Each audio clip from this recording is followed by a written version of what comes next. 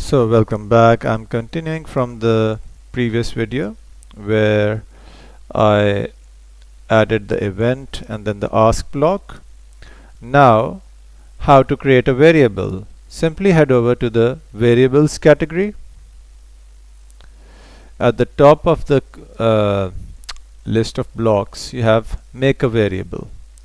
Just click on it and you get this window where you're supposed to type in the name of the variable. Let's use solution as our name, variable name, and click OK or press enter.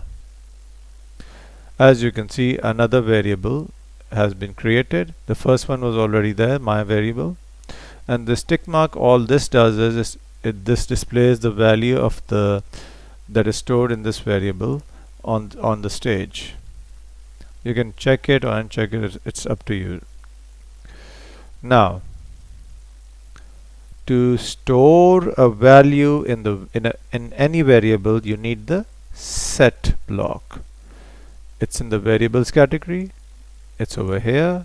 Just drag it and attach it to the bottom of the ask block. And right now it says set my variable to 0. We don't want to set my variable, we want to set our variable that we made, which I named solution. So click on this area where it says my variable. If you've created multiple variables, you'll be able to choose one of them. And we've created solution, so let's select solution. Now I want to store the answer to the question that the sprite asks.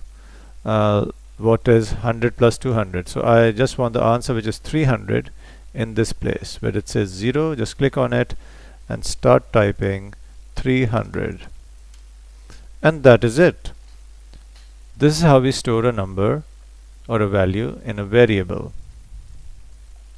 And this also covers our test topics till Unit 3.2. The further videos, there'll be further videos on completing the program, in which the program will check whether the answer that we type in matches the answer stored in the variable solution and give a proper response. The sprite will give a proper textual response whether the answer is right or wrong.